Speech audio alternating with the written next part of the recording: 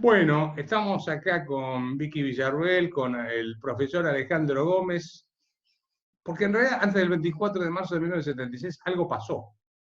Pasaron muchas cosas. Y lo que pasó, yo voy a hacer una introducción de un minuto, nada más o menos. Pasó que había un grupo de tipos que querían tomar por la fuerza el gobierno y establecer un sistema comunista como se había hecho en Cuba. Y en ese momento, en los 70, ya se promovía desde Cuba, desde la Unión Soviética, etcétera, una revolución al estilo de Vietnam para ir tomando los gobiernos en América Latina. No fue solamente Argentina la que sufrió estas cosas.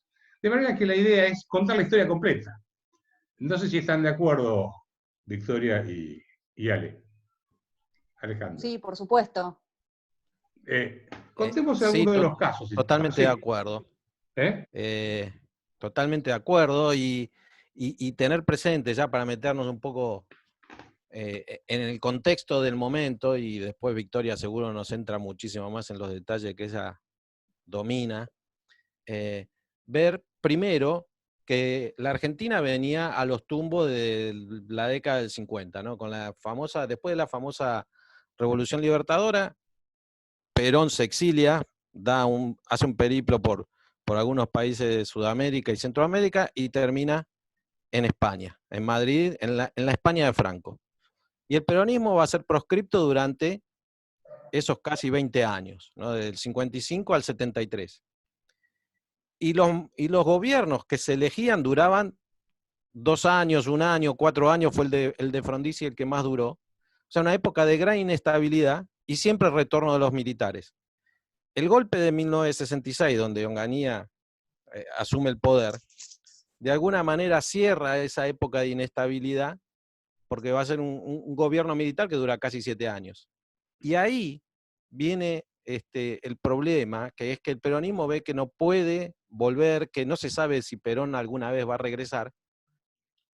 Y en todo ese contexto, como bien decías, en América Latina está expandiéndose la guerrilla comunista, principalmente apoyada desde Cuba. Y quizás el caso más interesante de un gobierno comunista es el de Allende en Chile. Y quizás ahí un poco se, se plantan estos jóvenes idealistas, como dice Victoria, o los llamaban jóvenes idealistas, que después nos va a explicar de qué se trata, para tratar de hacer una revolución comunista en un país que no tenía absolutamente nada que ver con lo que era Cuba, con lo que podría ser Bolivia o Chile en ese momento, ¿no? Entonces, desde un Perón que quiere volver de alguna manera, empieza a apoyar a estos muchachos, pensando que los va a usar él a ellos, y ellos, yendo a ver a Perón a Madrid pensando que lo van a usar a él, se da todo el caldo de cultivo para llegar a las elecciones de 1973, el triunfo del Frejuli, y luego esa lucha interna entre el peronismo de derecha y el peronismo de izquierda. No sé cómo lo ven. Sí, en efecto, ya desde la década del 50 comenzaron los atentados terroristas. Recordemos que cuando Perón termina proscripto y es derrocado en el 55, se inician 2 periodos históricos que son la primera, digamos, la primera resistencia peronista y luego la segunda resistencia peronista ya en la década del 60. Y durante estos 2 momentos se cometieron una gran cantidad de atentados terroristas. De hecho, me gustaría mencionar que el primero de ellos, con autoría comprobable y concreta hacia un civil, es el cometido por el EGP en 1960, el 11 de marzo, cuando ponen una bomba en la casa de un militar que detona en la localidad de Olivos, asesinando a su hijita de 3 años, Guillermina Cabrera. O sea que la primer víctima del terrorismo en nuestro país fue una niñita de 3 años. A partir de allí, los años 60 comienzan a ser la preparación de lo que finalmente va a explotar en la década del 70 con toda violencia y que se va a incrementar exponencialmente durante los años de democracia. Y esto es realmente importante mencionarlo, porque estamos hoy en el Día de la Memoria por la Verdad y la Justicia, y se oculta adrede, se oculta en forma taxativa, que la mayor cantidad de atentados terroristas ocurrieron en democracia porque los grupos terroristas lo que buscaban no era luchar contra una dictadura, sino hacerse del poder. Sí, totalmente de acuerdo. Y apenas llegan al poder, lo primero que hacen es dar marcha atrás con todos esos terroristas que habían sido detenidos antes de mayo de 1973, cuando pasa ese famoso abren la cárcel y salen todos. ¿Te acordás, Roberto? Sí, lo viví. Obvio, lo viví. A ver, cuando asume Cámpora, en mayo del 73, y esa misma noche sueltan a los terroristas, pero fue tan desprolijo todo que soltaron y salieron un montón de chorros comunes, y que después tuvieron que salir a buscarlos, porque digamos, fue así una estampida. Y ahí, bueno, cuando salieron, que habían sido juzgados por lo que llamaban el camarón, ¿no es cierto? La cámara que lo juzgaba, que era Quiroga, el juez Quiroga, Jimmy Smart, y me lo olvido del tercero, había tres, ¿no es cierto?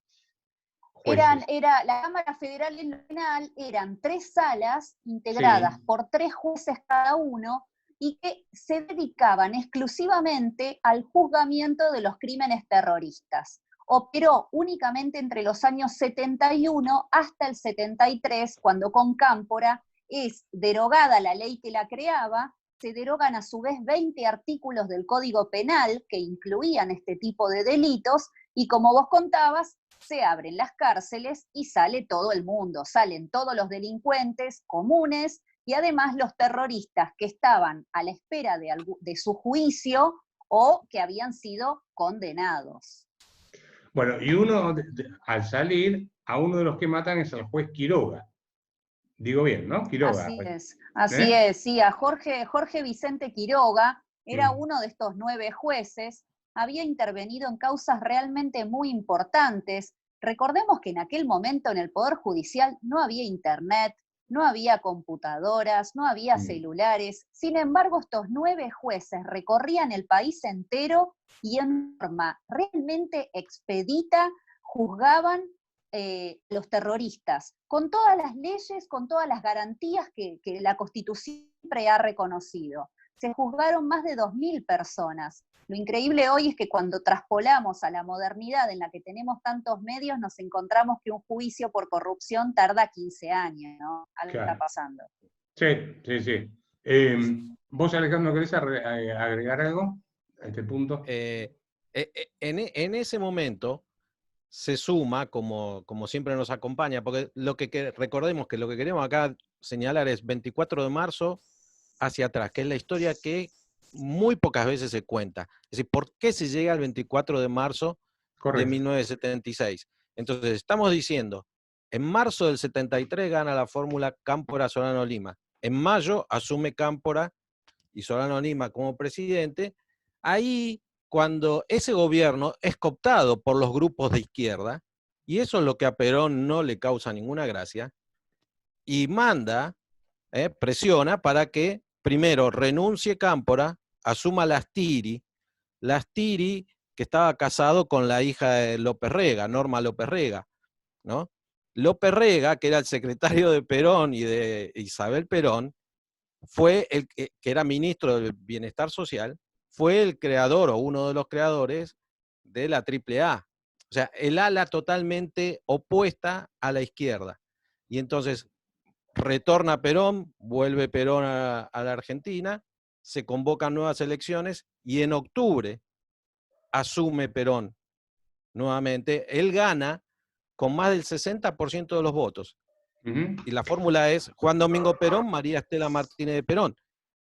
Y sigue habiendo atentados. Ahora Victoria nos va a contar el caso de Rucci, ¿no? Y por qué lo matan a Rucci. Pero acá es donde se cae todo el relato de que estos muchachos luchaban contra la dictadura.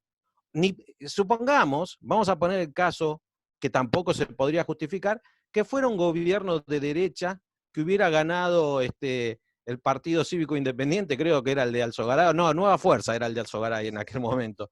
Supongamos que hubiera ganado Alzogaray, que era liberal y tal.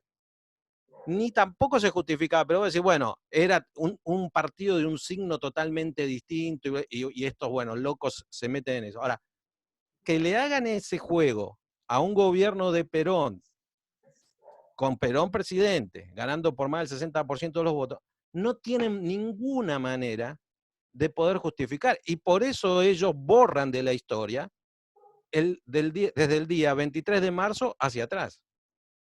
Victoria. Claro, imagínense que bueno, Perón gana las elecciones, tal como explicó Alejandro, primero estuvo Cámpora, que duró nada más que 49 días en el poder, luego representó como presidente provisional Piri, y finalmente, bueno, cuando gana las elecciones con el 60%, asume Perón.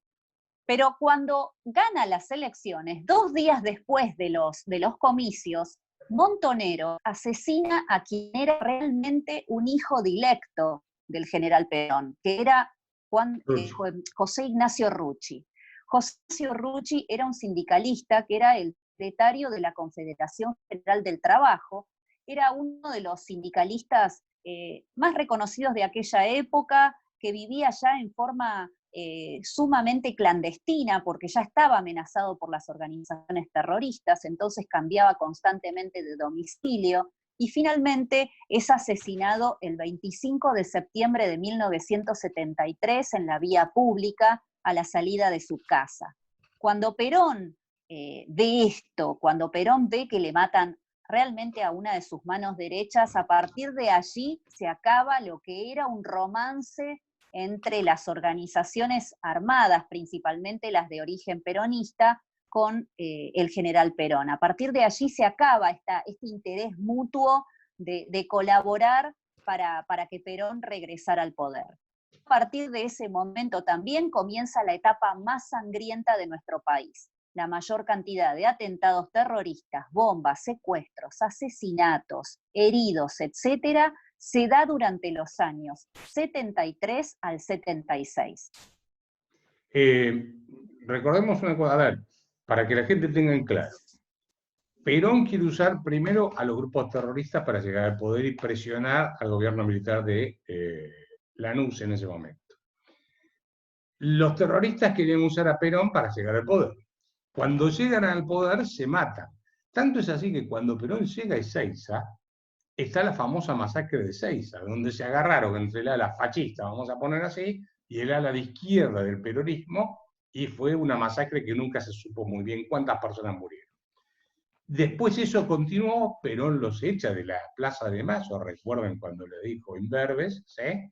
Porque le cantaban contra Isabelita y contra él, que habían votado a una puta, a una muerta y a un cornudo, cantaban en la Plaza de Mayo, estaban sobre el lado del Banco Nación, me acuerdo perfectamente.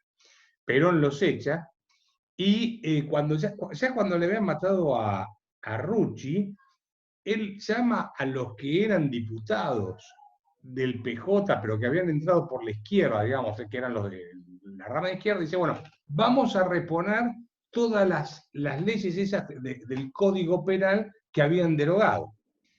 Y los tipos creo que renuncian, se van, ¿sí? Porque no querían que los juzgaran. Y bueno, y ahí se desata el pandemonio. O sea, en realidad, todo el proceso, el gran proceso de masacre, empieza durante el gobierno de Perón y después de Isabel Perón, ¿no? No sé si coinciden en este punto. Sí, tengamos presente, y me gustaba mencionar, perdón Alejandro, quería mencionar solamente un detalle y ya te dejo hablar, que era que entre esos diputados estaba la famosa Nilda Garré, que desde ese momento ha sido realmente una de los tantos enganchados del Estado que van de cargo en cargo hasta el presente, de cargo público en cargo público. Así que ella fue una de esos diputados de izquierda que asistieron y que obviamente se fueron sumamente disgustados con quien era su líder político, que les quitaba ya el respaldo. O sea, una vez que Perón llegó al país, lo que menos quería era que estos grupos terroristas siguieran sembrando el terror en la sociedad. Ya no era necesario, ya estaba en el país. Sin embargo, bueno, los grupos terroristas, principalmente Montoneros, Fuerzas Armadas Revolucionarias, Fuerzas Armadas Peronistas, el ERP, el ejército revolucionario, que jugaba también por su lado, decidió que esto no iba a ocurrir y que ellos esta era la oportunidad dorada de hacerse del poder porque el líder estaba viejo.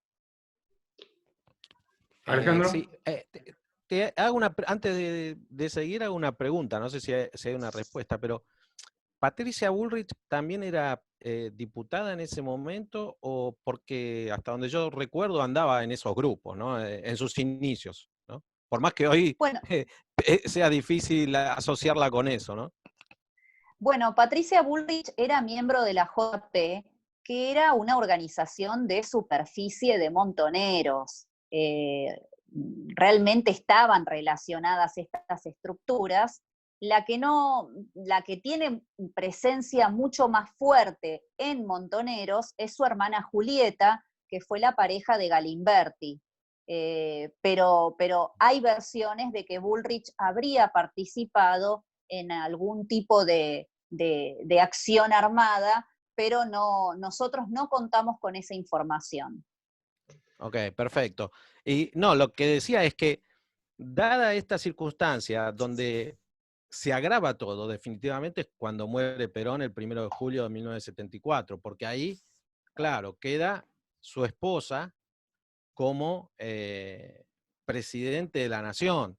Y yo siempre tengo como esa ilusión de que al momento de morir esta mujer haya escrito unas memorias y nos pueda ilustrar de más cosas que han sucedido en esa época, pues sería extraordinario. Ella está recluida en Madrid y de ahí no se mueve y casi no tiene apariciones públicas. Pero, claro, le tocó gobernar un país ingobernable. Entonces pasó a la historia como una inútil, la mujer. Pues yo no sé cuántas personas hubieran estado en capacidad, su propio marido no lo pudo controlar, porque de hecho, por más Perón que se llamara, él no pudo controlar a estos muchachos. Vino esta mujer que no sabía ni cómo estaba ahí, pobre, y pobre nosotros, ¿no? Que también la sufrimos, porque ahí hay toda una historia que parece que las únicas víctimas de la Argentina son estos desgraciados, con el perdón de la palabra, y todos los que vivimos en esa época vivíamos en un mundo feliz. Y prácticamente no podíamos salir a la calle en democracia porque no sabía dónde iba a estallar la próxima bomba. Porque ahora Victoria seguro nos puede contar algún caso Un donde punto la que mayoría de los que morían eran civiles, que no teníamos absolutamente nada que ver con eso. quiero recordar un punto que no es menor. Cuando está en la tragedia del Regimiento de Azul, de gobierno, ¿cierto? Sí.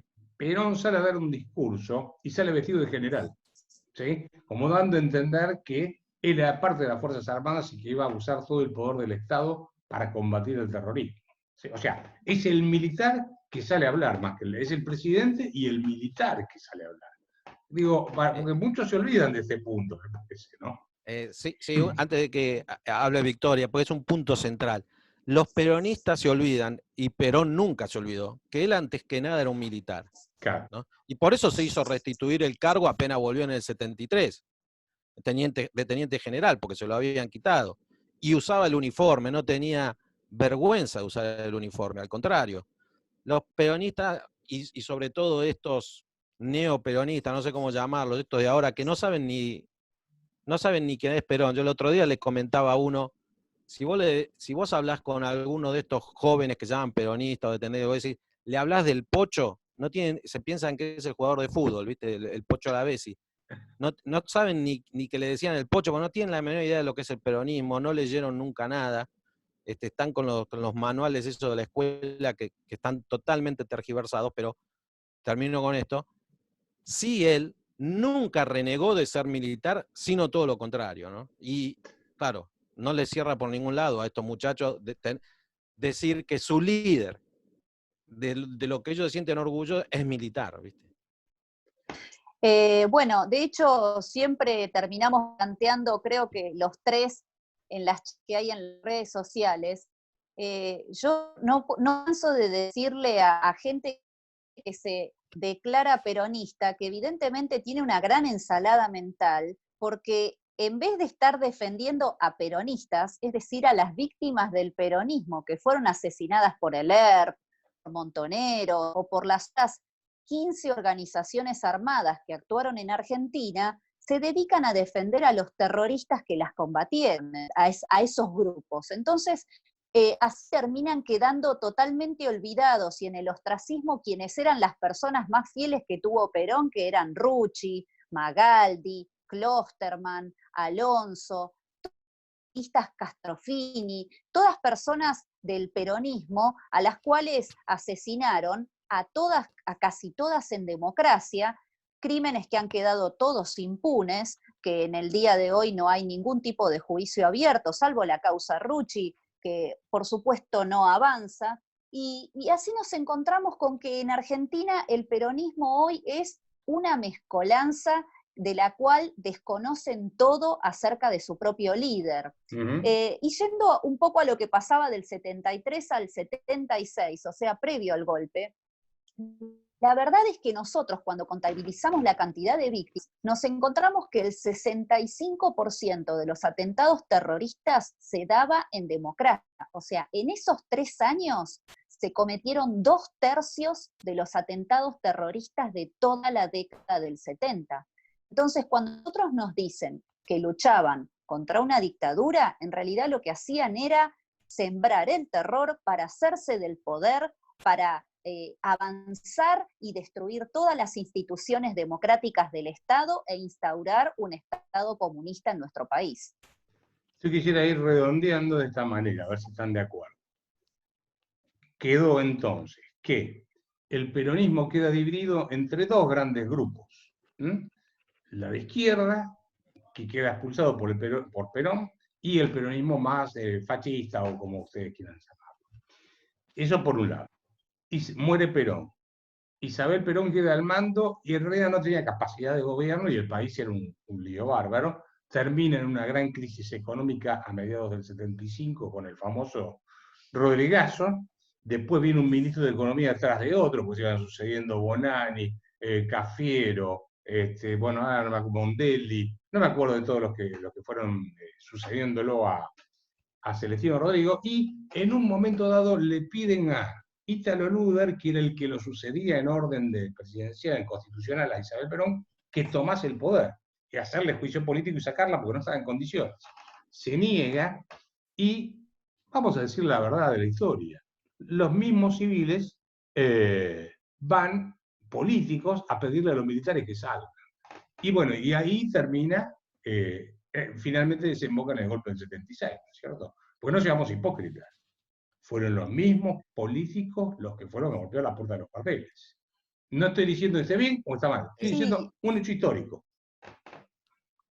Bueno, el mismo Balbín dijo que no tenía solución para esta situación, o sea, él mismo se encontraba totalmente sin posibilidad de ofrecer una solución a la situación que se vivía, que era de profundo caos económico, con desabastecimiento en los supermercados, con una inflación galopante, o sea, realmente una situación desde lo económico era desastrosa, y a eso le sumábamos encima las bombas que explotaban constantemente, los secuestros extorsivos, los asesinatos en la vía pública, los ataques a unidades militares, que eso es algo muy distintivo del terrorismo que ocurrió aquí en Argentina. En otros países, los terroristas no se animaron a desafiar a las Fuerzas Armadas en combate cuerpo a cuerpo. Sin embargo, acá pasó y en varias unidades militares. O sea que la situación era sumamente caótica. Y esta situación le tocó a María Estela Martínez de Perón, que como dijimos era una persona no formada. Pero yo querría rescatarla porque la verdad que al lado de lo que hemos tenido luego con Cristina, Isabel Martínez de Perón realmente fue extraordinaria al lado de lo que hemos visto de la segunda mujer presidente que tuvimos. Alejandro anda cerrando. Sí, dos cuestiones. Una que, vos fíjate esto que mencionabas de Balbín, en febrero del año 76, él es cuando hace esa declaración pública, decir, hay soluciones, pero yo no las tengo, ¿no? Como diciendo, tiene que venir otro. No tenemos que olvidarnos que el gobierno en esa época duraba 4 años. Los militares habían hecho un cambio en un estatuto, una historia, bueno, en fin. Se manejó la posibilidad de adelantar elecciones ¿no? Porque entonces a Isabel le quedaba un año más de mandato, no era que faltaban 3 años o cosas. Pero entonces ahí cuando Balbín señala eso. Y 2 cosas más. Una es, no sé si se podrá ver bien, ¿no? Pero acá está el libro, la tapa del libro de Victoria. No sé si se ve bien. Ahí está, con lujo de detalle, todos los atentados y sobre todo cómo se preparaban. Y ella habla ahí de los manuales de guerra que tenían estos grupos, por ahora dicen que no era una guerra, ¿sí? Bueno, ahí está todo documentado, más que las palabras hay que leer y está todo. Y por último, y que creo que los 3 estamos de acuerdo, es que con esta charla no justificamos en absoluto el tema de los desaparecidos, las violaciones a los derechos humanos, ¿viste? Porque nunca falta un desubicado que corta y sale a decir, no, estos gorilas, militaristas y bla, bla. No, no, te estamos diciendo por qué se llegó a la barbarie que vino después. Una ¿no? explicación. Porque si no, no se entiende la barbarie.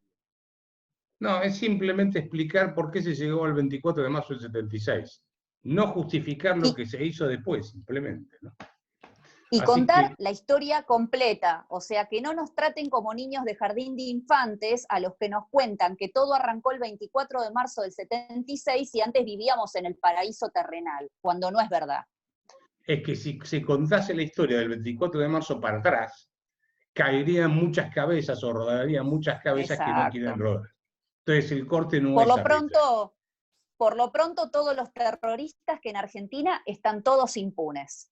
Exactamente. Y Bueno, se gracias a caería los también dos. el negocio de las indemnizaciones, ¿no?